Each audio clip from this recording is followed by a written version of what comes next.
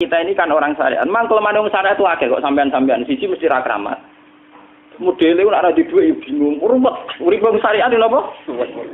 Dineng bojo wedi, dineng tangga wedi, pengaruhe menurun. Pancen orang syariat itu banyak kriminal tauhidnya itu memang jelas. Melane kiai-kiai peken nek ketemu kiai-kiai sing setengah jadah wedi mergo iso nebak atine. Ndekne meriang langsung.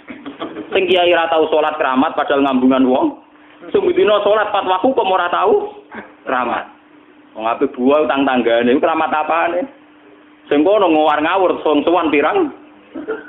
Meriang mulai syariat ngadepi wong hakikat napa? Mulane jogeman dadi wong syariat sing ngene iku bahaya. Nah kula mboten ngarah. Sampai dadi wong syariat sing ra keramat. Bahaya sekali itu bagi perjalanan agama. Kalau sering ketemu kiai-kiai yang terkenal keramat, terkenal keramat di juaduk tiang-tiang hakikat. Ditantang kocok-kocok kalau wani, nah tantang aku tetap rawani kok. Mikir deh. Karena orang yang sama-sama ke jalur hakikat tetap punya alamat, tetap wonten simahum fi wujuhi min atsari sujud. Cara pandangnya mesti sama. Kalau nanti ketemu murid, dia artinya yang ikut aliran Siti Jenar, dia ada sholat, ada apa, hidup di satu tempat gitu. Padahal dia bisa baca ihya. Dulu pernah mondok di Mekah, pernah di Irak. Itu ya meresahkan para kiai. Kemudian sebagian mereka minta saya suruh ketemu. Ya walhasil kalau ketemu. Ketemu pertama ya. Jenengan Gus Ba. Tapi zaman roh jenengku tetep rata arani muka sapa. Nggih biasa mawon. Kula ora usah kenal jenengan nggih kenal. Dadi kula nggih biasa mawon.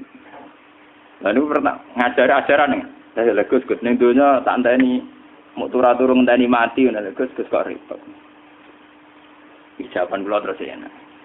Sampai jare wong hakikat wong ngenteni mati barang. Ya mati yo saiki iku. Terus ngenteni saiki padha-padha wis napa? Wis mati. Ya saiki wis padha-padha wis urip. Wis padha kabeh. Nah cara ilmu hakikat kan terus sama semua. Napa? Sama semua. Tadi makanya itu tadi.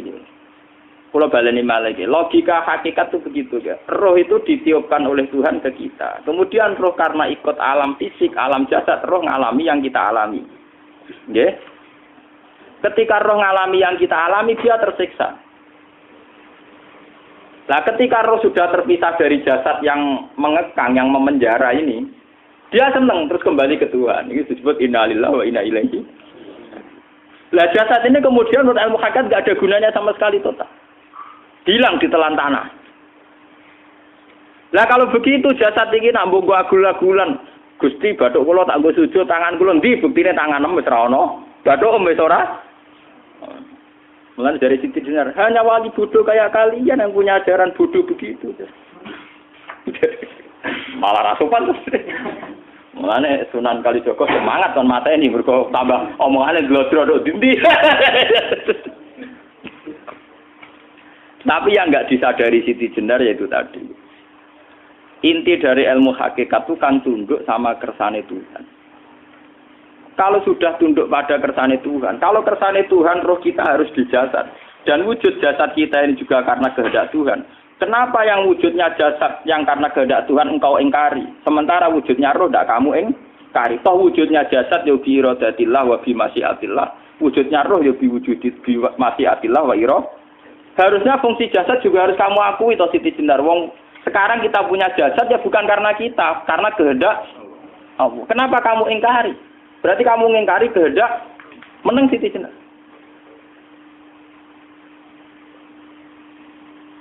Makanya hakikat yang pertama Semi itu pasti khayal. Lah Siti Jenar itu hakikatnya baru yang sampai khayal itu. Sehingga dia tersesat. Sebetulnya kalau sudah hakikat beneran itu tidak perlu khayal begitu. Artinya perlu khayal jasad kita sing senajan ora ana gunane ini. Tetap piye wae wujudnya karena kehendak Allah. Juga kita harus terima. Apapun kekurangannya, apapun kenaifannya, ironisnya harus kita terima. Ini sebagai bentuk penerimaan kita pada masyiatil. Begitu juga keadaan roh kita sebagai penerimaan atas masyiatil. Meskipun ada teori-teori roh yang lebih valid. Lebih valid misalnya begini. Kanjeng Nabi itu suatu saat ininya terputus karena perang Uhud. Itu Kanjeng Nabi dia dolanan drijine ini. Napa cara niki napa jari jemari ini Nabi putus. Iki dolanan. Jadi Nabi sendiri kadang sering ngajarkan ilmu hakikat. hal lagi illa usbun udmiyat wa fi sabilillahi ma lafitu. Kowe ora trimo fisik, bentuk fisik jari jemari sing ditetir berdarah. Tapi nak kowe wis fi sabilillah ayo wis balik ning habitatem. Sehingga kenapa para sahabat itu ketika dicincang, ketika putus tangannya, putus kakinya, sahabat yang usul ke ilmu hakikat itu malah senang. Karena jasad kita ini kan ila sabilillah menuju jalan Tuhan. Sekali dia sudah terluka fisabilillah itu sudah menemukan formatnya. Cara teori Cina sudah menemukan formasinya. Paham gitu? Orang kok malah ngeluh itu berarti goblok kena ngeluh. Paham tak? Paham kenapa? Jadi, makanya Nabi ngertikan ya itu sudah ketemu formatnya. Ketika rohnya para syuhada nanti kembali ke Tuhan ya ketemu formatnya lagi. Itu disebut wala taqulu lima yuqtalu fi sabilillahi amma. Dia tidak mati sesuai formasi awal. Yaitu roh kembali ke Tuhan dan jasad ikut mengawal.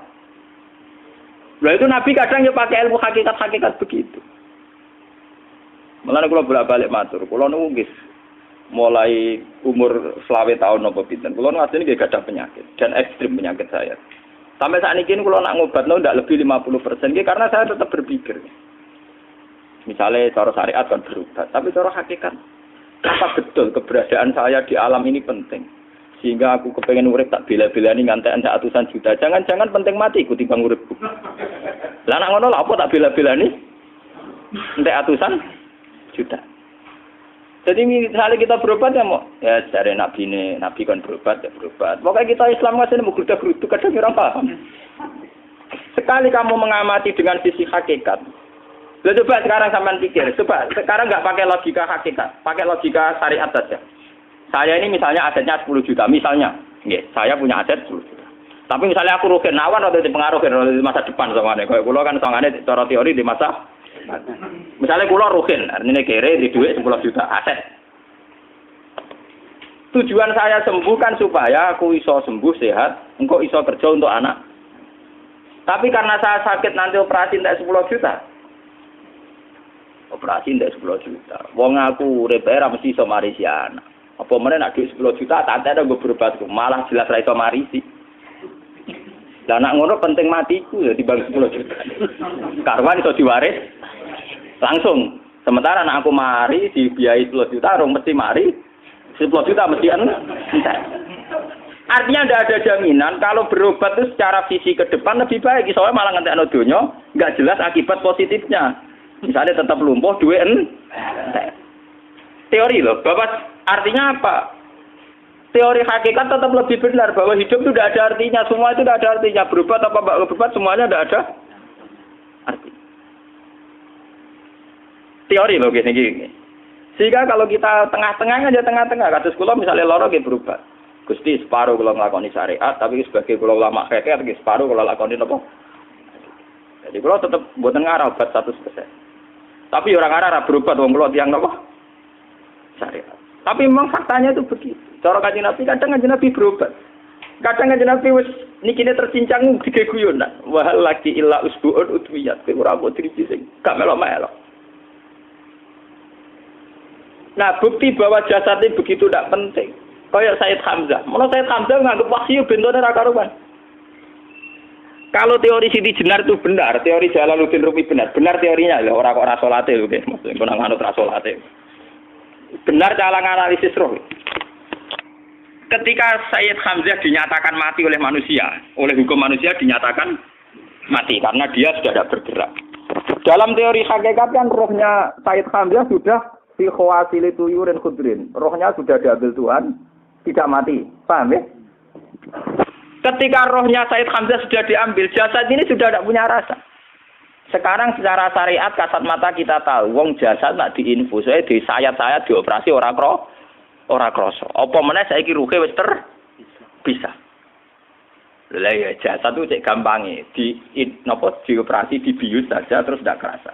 Apalagi rohnya sudah diambil. Lah saiki bayangkan. Ketika Sayyid Hamzah itu sudah di atas. Niku kira-kira delok wahsi ra wong bentuk. Lho wong kok baca igabus. Ketika jasad benar-benar tidak penting, kemudian jasadnya Syekh Hamzah kan dicincang oleh wahsi. Ketika rohnya sudah diambil kan Hamzah tidak merasakan. Berarti saya Hamzah guyu-guyu wasti cek pintu nih gabus itu dicincang. Paham ya? Lho niki tenan. Artinya ketika pandangan manusia iba kepada Sayyid Hamzah karena dicincang, dimutilasi oleh Wahsy. Wahsy tidak ngalami Pak Sinten, Sayyid Hamzah tidak ngalami apa-apa karena rohnya sudah bersama Tuhan. Dan iso wae Sayyid Hamzah malah guyu-guyu Wahsy. Cek goblok gabus kok dicincang.